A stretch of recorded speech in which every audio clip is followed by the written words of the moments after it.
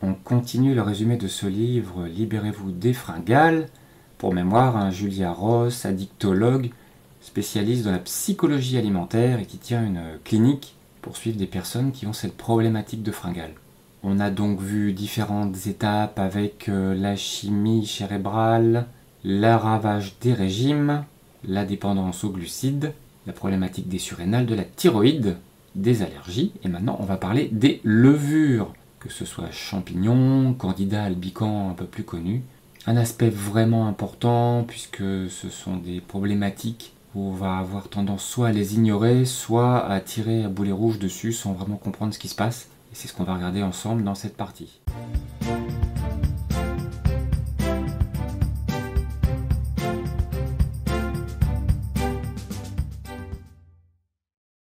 L'auteur nous dit qu'elle a connu des cas où les fringales n'existaient plus que tous les 3 à 4 jours, et les personnes disaient c'est comme si ces fringales n'étaient pas les miennes. Eh bien en fait oui, elles avaient raison, ces pulsions proviennent d'organismes que l'on appelle levures. Et si nous avons des levures en trop grand nombre, eh bien on pourra se sentir ballonné, bouffi, surtout après avoir mangé des sucres. On pourra avoir tendance à avoir des mycoses, y compris sur les ongles, et ça c'est un indice important. On pourra avoir souvent des sinusites à répétition, mais encore au niveau mental, être confus dans le brouillard. Et dans leur clinique, ils ont donc constaté que les problèmes de levure étaient très fréquents chez les personnes qui étaient là pour solutionner leurs problèmes de fringales. On va trouver ce genre de tableau dans le livre qui va nous permettre de faire une analyse pour savoir si on est concerné par un trop plein de levure, que ce soit au niveau de l'énergie ressentie, de notre fonctionnement mental, des troubles au niveau digestif, de la fonction sexuelle ou encore partie muscles et articulations. Ça, ce sont pour les symptômes principaux. Puis nous avons aussi les autres symptômes. Et bien sûr, tous ces problèmes pris indépendamment peuvent évidemment nous éloigner de cette problématique des levures. C'est pour ça qu'on va faire le cumul entre ces différents symptômes, y compris avec ces antécédents personnels, surtout pour ce qui concerne la prise d'antibiotiques et de certains médicaments. Et on fera après le total de tous ces points retenus dans ces différents tableaux pour avoir une estimation de notre problématique. Alors quand on parle de levure, ça ne parle pas forcément, mais quand on parle de candida albicans, on va déjà être un peu plus familier avec ce terme. En fait, les candida albicans font partie des levures qui sont présentes naturellement dans le corps et dans l'environnement. Il faut savoir qu'elles vivent en symbiose avec nous. Donc ces candidats qui sont des levures naturelles, quand elles se développent de manière exagérée, elles vont provoquer ce qu'on appelle une candidose, et à ce moment-là, ça sera une prolifération de ces levures de manière incontrôlée, partant des intestins, mais qui peut se retrouver dans la bouche, le vagin, etc. Donc ces levures ont des capacités à se transformer en champignons lorsqu'elles se développent de manière exagérée. Ce sera de longues structures comme des racines qui peuvent devenir envahissantes et traverser les parois intestinales pour aller coloniser différentes parties du corps. De plus, qui dit champignon dit sécrétion de toxines dans le sang, et tout ce processus va pouvoir endommager les parois intestinales et pourra déclencher des sensibilités alimentaires, des allergies et autres problèmes digestifs. Et à ce stade, on nous dit que l'émergence des levures, c'est une des causes majeures de fringales.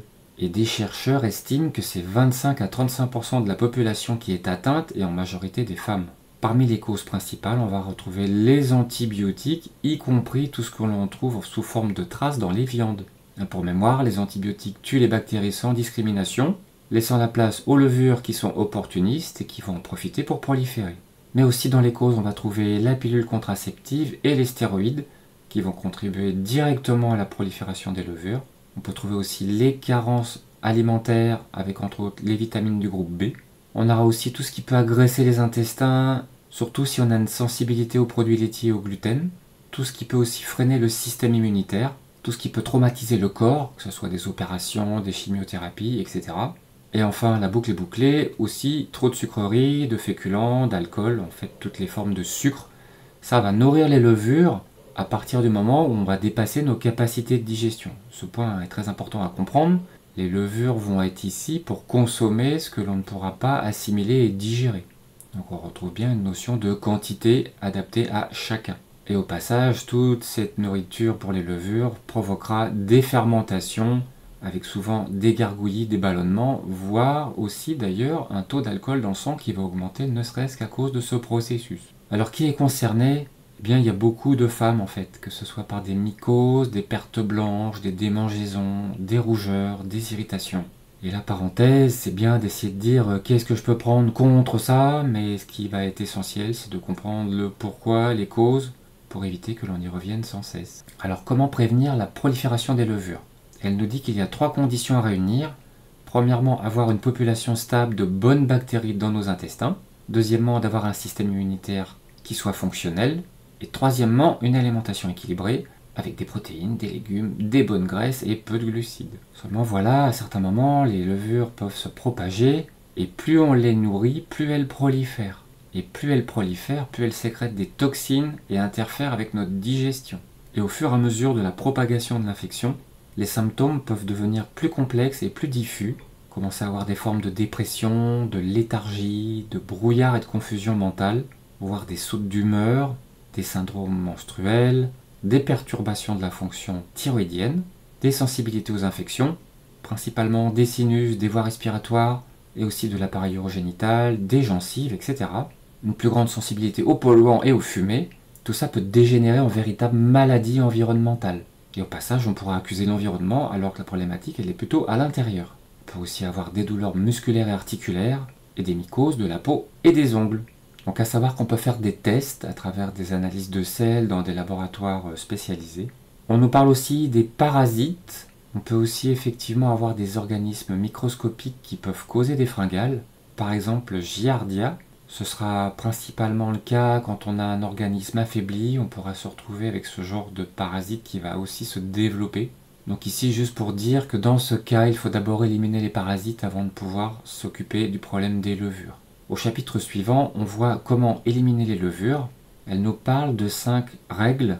Premièrement, éliminer les parasites. Deuxièmement, réduire progressivement les levures par des médicaments et des compléments. Troisièmement, réduire progressivement les glucides. Quatrièmement, renforcer le système immunitaire. Et cinquièmement, réparer la paroi intestinale. On verra dans mes conclusions, mais ce genre de règles a l'air de s'appliquer pour tout le monde et c'est bien loin d'être le cas, à mon avis. Puis on nous parle d'alimentation anti-levure. Alors anti-levure, moi je précise, anti-prolifération exagérée des levures. Car on doit bien sûr garder un minimum de levure présent dans notre organisme, puisque tout ça doit être en équilibre. Levure, champignons, bactéries, virus, tout ça fait que nous sommes ce que nous sommes. Alors pour contrôler cette prolifération de levure, on va plutôt stimuler notre système immunitaire. On n'oubliera pas le soleil et la chaleur sèche. On va limiter l'exposition aux toxiques. On va bien penser à bouger pour activer la lymphe, notre système de nettoyage, si souvent oublié. On va aussi penser à se détendre. On pourra utiliser des ails en épices ou compléments, produit qui va à la fois stimuler le système immunitaire et aider à limiter les levures et parasites. On nous dit aussi de boire de l'eau purifiée, ou des tisanes de gingembre, de menthe, de framboise, etc. Et on peut aussi être amené à raviver le feu digestif si on est concerné par une faible digestion, avec par exemple du gingembre, de la cannelle, de l'origan, du poivre, sauf bien sûr si on a un ulcère, un estomac sensible, ou s'il nous stimule à l'excès. Dans le livre, on a aussi ce genre de liste d'aliments à éviter. Au passage, les aliments contenant des levures, comme par exemple la bière, les produits laitiers, sauf certains types de yaourt ou du beurre, surtout le beurre cru, qui nous pose en général peu de problèmes. Attention aussi aux produits fermentés, qui sont très bons par ailleurs, mais là encore, comme toujours, c'est pas parce qu'un produit est très bon qu'on sera invité à en prendre tous les jours. Typiquement, si on a un problème de levure, le fait d'apporter des produits fermentés tous les jours pourra être problématique. Les fruits, une mention spéciale sur les champignons, effectivement. Bon, les viandes transformées, on devrait dans tous les cas s'en éloigner. Attention aux féculents forcément puisqu'ils sont source de sucre, y compris tout ce qui peut contenir du sucre. Donc voilà, ce genre de liste c'est pour donner des idées, c'est pas pour prendre toutes les choses à la lettre. En tout cas, on peut être invité à faire des tests, à les noter et à faire ça sur plusieurs jours, plusieurs semaines pour voir les effets qu'on peut avoir avec ces changements. Et en face, nous avons cette liste d'aliments sans risque. Elle nous dit surtout les 4 premières semaines. On peut être amené à manger un peu plus d'aliments contenus dans ce tableau. Et c'est bien elle qui précise pendant les 4 premières semaines. Et là encore, on pourra noter les choses pour voir les évolutions. Et bien sûr, on est invité à varier. On ne va pas se dire, moi j'adore les lentilles et du coup je vais manger ça pendant 4 semaines. Mais ça, c'est moi qui le rajoute. Et puis elle nous parle des aliments qui seront plutôt anti-moisissure et anti-levure. avec les avocats, brocolis, les choux de Bruxelles, verts, frisés, etc. Dans les aromates, on a aussi le thym et le curcuma. Important, l'huile de noix de coco, non hydrogénée bien sûr, ou le lait de coco entier. Le citron frais aussi, qui peut être utilisé comme condiment. L'huile d'olive, l'huile de lin, ça tombe bien, puisque ce sont les deux huiles que l'on conseille en général pour les bons équilibres oméga 3, oméga 6. On a aussi l'oignon et les poivrons. On nous invite aussi à boire suffisamment d'eau pure pour soutenir les éliminations. Et dans cette eau, on pourra rajouter un petit peu de jus de citron par exemple. On peut aussi envisager des jus de légumes, par contre très peu sucrés, peu ou pas de fruits et sans trop de carottes et autres légumes racines. Et on peut aussi imaginer prendre des compléments alimentaires riches en chlorophylle, que ce soit chlorella, spiruline, alfalfa, etc. Et après les 4 premières semaines, eh bien on pourrait essayer de réintroduire des choses comme par exemple des fruits, et on observera notre réaction. Et si on a des ballonnements, des envies sucrées, eh bien on va pouvoir attendre une semaine ou deux encore. Par contre, pas d'alcool et pas de sucre. Après, elle nous parle des compléments anti-levure, et là elle insiste pour dire que ce sont pour les proliférations qui sont hors contrôle. Donc ça peut être des probiotiques comme Lactobacillus et Bifidus, ou encore la peau d'arco, des extraits de pépins de pamplemousse, de l'ail, de l'huile d'origan, de la biotine pour les contrôles d'envie sucrée, et elle nous donne tout un protocole autour de ces compléments. Et pour ce qui est du plan d'action, elle décrit tout ça en résumant toutes ces parties, et surtout elle nous dit de faire des examens avant tout.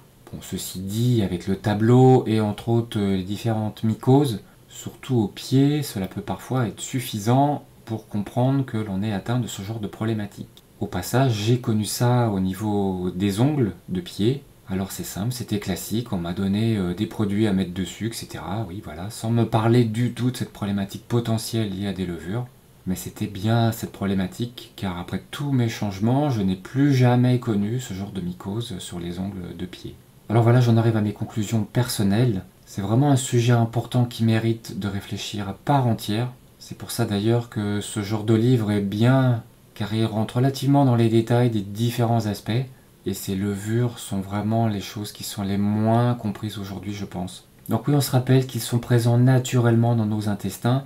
Et s'ils prolifèrent, ce n'est pas pour nous embêter, mais pour corriger des écarts alimentaires ou d'hygiène de vie. Alors tirer à boulet rouge sur eux sans rien changer, eh bien comment dire, c'est un peu la définition de la folie, car en fait on risque de refaire les mêmes choses et on aura très probablement les mêmes résultats.